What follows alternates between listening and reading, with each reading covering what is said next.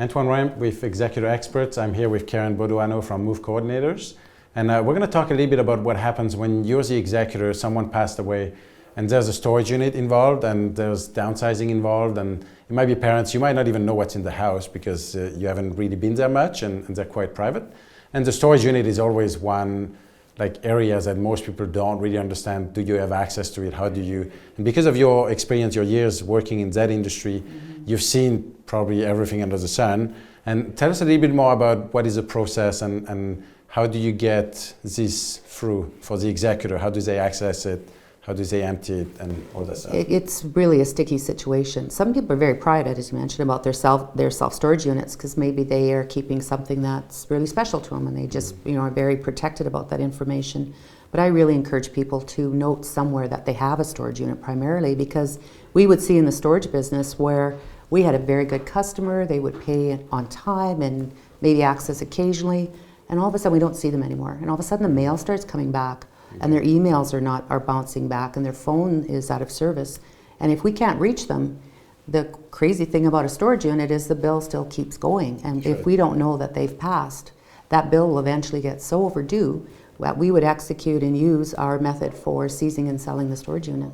So there was occasion where we seized and sold a storage unit, and we knew darn well that somewhere something happened to that customer and we just couldn't find them to let the family know it even existed. So you'd see things like war medals coming out of a storage unit and things that you just thought somewhere there's a family that would love to know that that existed. So I guess my first thing is, if you have a storage unit, try to record somewhere that you have it.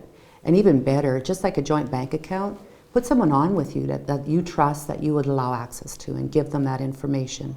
So what's really primary in a storage unit is you need to know the storage unit number and where it's located, of course. You need to know the access code, and you need a key to the storage unit. Okay. If you have those three things, it's just like a debit card. You can go and access that storage unit on behalf of someone else.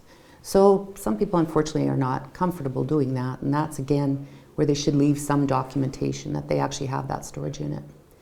So we as operators, if we got word, if you came to me and said, oh, gee, my father's passed, I know he had a storage unit here, first thing I would do is check the records. If you were not listed for access, we would lock that storage down. So it would be almost like a big safety deposit box. So all those challenges you have with that big safety deposit box at the bank, those same rules would apply with a storage facility. So no one has access until they prove that they have the right to access. Which you want to, because sometimes absolutely, there's friends or families start fighting, and it's hard. As operators, we'd have different people coming to us and saying, well, no, I'm the wife, well, no, I'm the ex-wife, and no, I'm the child, and no, I'm their best friend. And we would have to mitigate and work through that. So our solution, just like a bank, was to lock it down. So how do you unlock it? Like if you're the executor, there's a storage unit that's been locked down, what documents do you need? What is the process for you to go and have access to that content? Our first thing would say, is there a will? Okay. If there was a will, we would ask that they bring in letters of probate.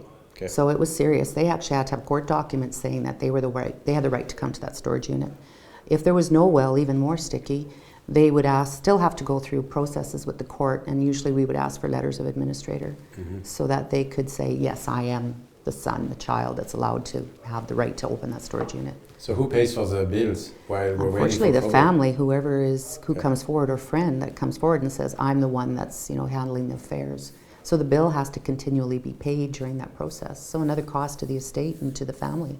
So it has to be maintained though, because again, that whole process will kick in if the bill goes overdue, where it's seized and sold. So that's where working with Move Coordinators, as far as the big picture, you're getting that expertise. That's right. Years working in the industry. Exactly. So if there's anything to deal with, like self-storage, or if you want to consider that option just because you want more time to move some of these items in storage until you have the transition. Right. Sometimes it's items that are being kept for grandchildren.